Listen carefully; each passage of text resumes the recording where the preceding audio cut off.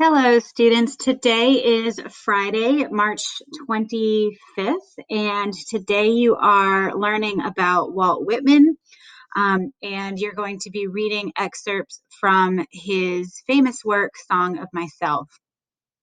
I wanted to give you a little bit of context. I know you just watched a video about his life, but I wanted to talk to you briefly, give you a brief introductory lesson into his poetic style and what you can expect when you read the excerpts from his poem.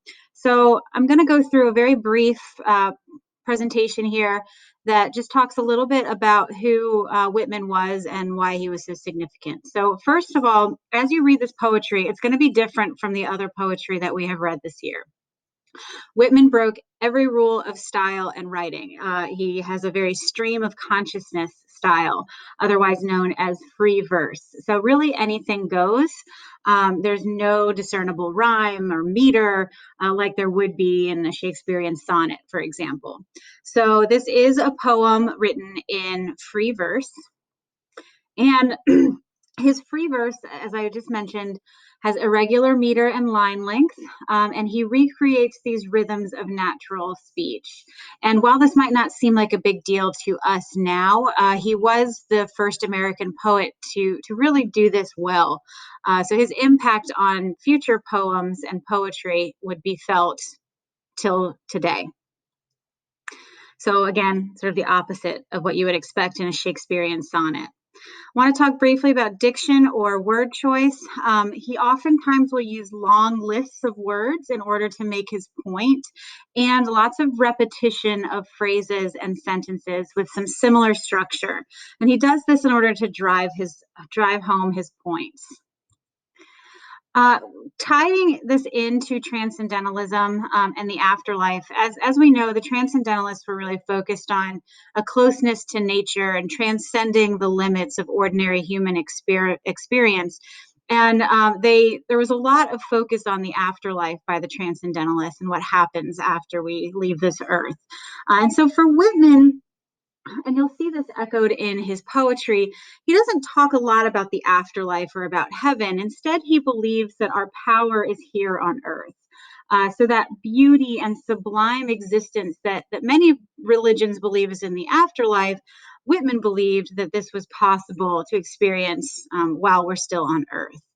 And he also believed, like many transcendentalists and many romantics, that you never truly leave the earth, that our form just changes.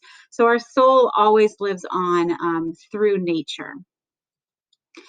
As you were reading Song of Myself, I want to point out a couple of things. First of all, this is excerpted from a much longer poem. So you only have a few of the sections to look at.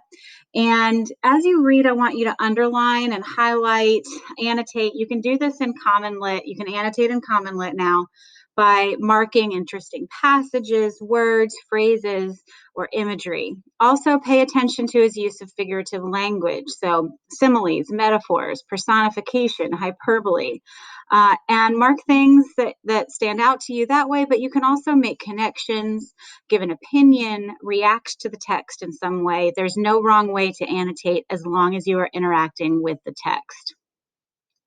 Again, Song of Myself is from a much longer work. The different sections are numbered.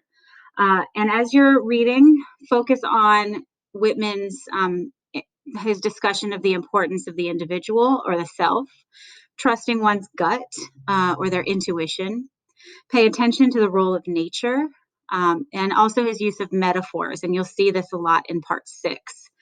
Connections to optimism and the life and death cycles, paradoxes or contradictions, and also how he echoes the beliefs of the transcendentalists, the closeness to nature, and of course, the idea of connectedness, that everything is connected, that we are all part of some universal soul.